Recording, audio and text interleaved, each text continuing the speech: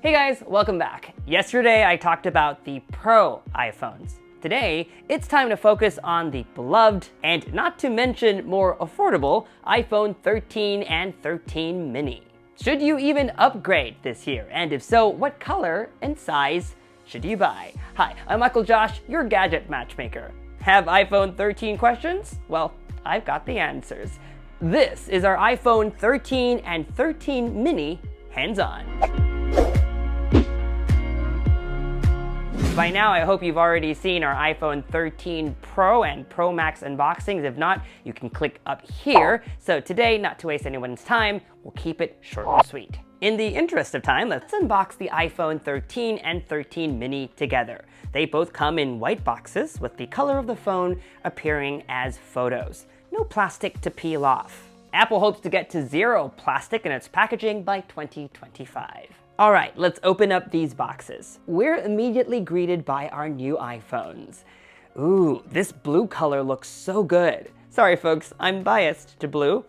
And you know what? This black iPhone has hints of blue also. Further into the box, you'll find a SIM tray ejector, Apple sticker, and a USB-C to Lightning cable.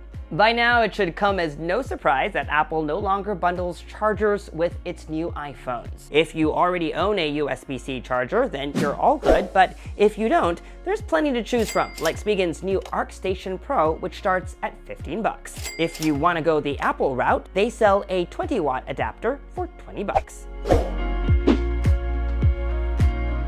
Because it was only last year where Apple switched to this new design with flat edges, don't expect the new iPhones to look dramatically different this year. Apart from new colors, which we'll dive into in a bit, the iPhone 13 and 13 mini look just like last year's phones, except that they're actually slightly thicker, with slightly larger camera bumps. And if you look closely, the mute switch and volume buttons now sit a bit lower on the device. None of these will affect your experience. Actually, that's not true. You get longer battery life and better cameras. But you know what I mean. It doesn't negatively impact the device. The iPhone 13 and 13 minis don't feel heavier. The only downside is that if you're into iPhone cases like I am, you cannot reuse last year's iPhone 12 cases with this year's phones. And unlike last year, you can't share iPhone 13 cases with the iPhone 13 Pro. But that's always an excuse to buy new ones. You can already buy iPhone cases at the Apple Store today, even if the phones don't launch till later this Friday. But there are also a lot of awesome third-party cases also, and I'll be rounding up my favorite ones in a video coming real soon. A lot of you have been asking for more color comparisons, so let's talk about color for a sec. Of all the blue iPhones Apple has ever released, last year's blue iPhone 12 is probably my favorite shade of blue. It's a rich, slightly darker shade of royal blue, while this year's blue iPhone 13 is closer to cerulean. My friend Judy says it's French blue, which is probably why it matches my Le Creuset pot and mug. Take it from me, this is an awesome color that would make any lover of blue very happy. Meanwhile, the Midnight iPhone 13 might also classify as blue. It's a really dark navy color that also looks black. It's really hard to show in video, but this is the black iPhone 12 and this is the Midnight iPhone 13 mini side by side. In person, the Midnight iPhone 13 has very subtle bluish notes. That said, there is no black iPhone this year, so if you're the type who goes for black every year, then just know that Midnight is your closest option. The iPhone 13 is also available in pink, which is a very light pink and not hot pink. You should definitely check out my friend Justine's video if you want to see more of it. There's also Starlight, which is kind of white with a subtle blush. And last but not least, Product Red. Now, unlike the Pro models, which come with frosted matte backs, the iPhone 13 and 13 mini have glossy glass backs, which allows for more vibrant colors, but it also means it picks up dirt and smudges easily. If that bothers you, then I suggest picking up a case or two from this video's sponsor, TORRAS. The crystal clear case, as its name suggests, perfectly shows off the iPhone 13's color. It's flexible and also pretty thin, so it doesn't add much heft. And with its X-Shock patented technology, it keeps your precious iPhone protected with cushioned air corners that absorb shock in case you drop your phone. It's also got a 1.3mm raised guard to protect the screen up front and the camera at the back.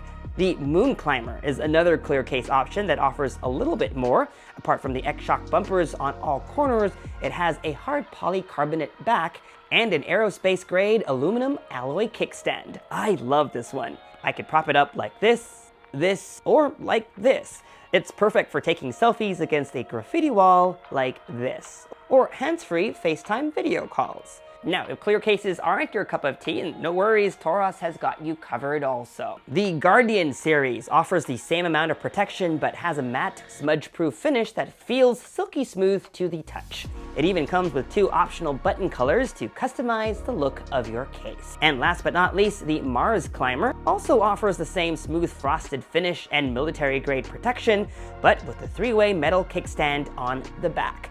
All of the cases I've just shown you are available for all iPhone 13 sizes and are available on Amazon. I'll put links to them down below. For 10% off, use the code GadgetMatch at checkout.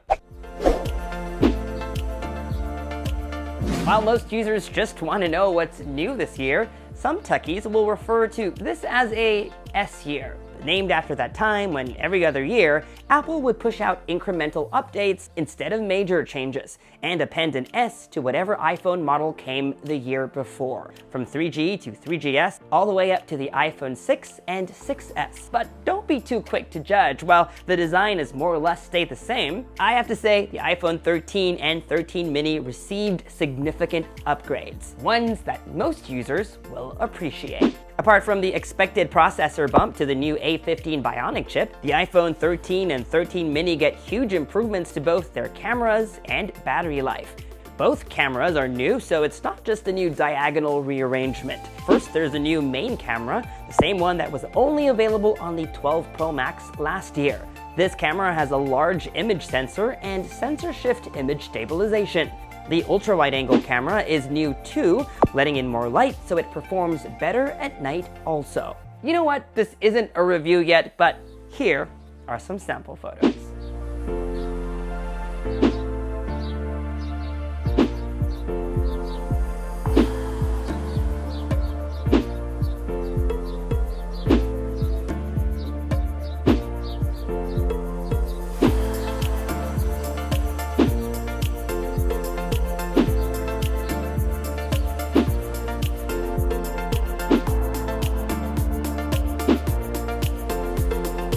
The other big update to the 13 and 13 mini are bigger batteries.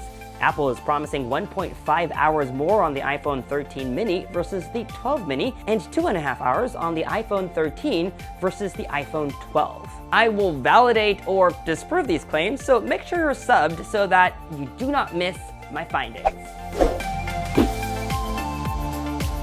As a power user who used the iPhone 12 mini for a good part of last year, one of my biggest struggles was that storage capacity was capped at 256 gigabytes. This year, Apple has raised that ceiling. You can get the iPhone 13 and 13 mini with as much as 512 gigabytes of storage.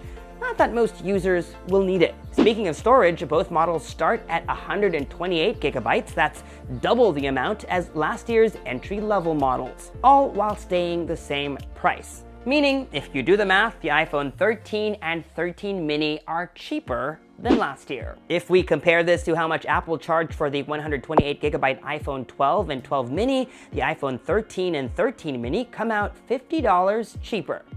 Alright guys, I've had a long day and I'm going to end the video here. Just a reminder, this isn't my review video yet. That will be coming later. I just really need more time to use both devices to be able to give you that in-depth kind of review that you come to GadgetMatch for. I will be reviewing the iPhone 13 mini and the iPhone 13 separately, so if you have any questions, leave them down below. I read all your comments and I will try to answer the most pressing of concerns in my review videos. And to make sure you don't miss any of those, subscribe to this YouTube channel and hit that bell icon so that you get notified as soon as we upload. Follow me on social media for all the behind the scenes fun stuff. I constantly post notes and photo samples there. And as always, make GadgetMatch.com your daily habit. Until the next video, I'm Michael Josh. Thanks for dropping by.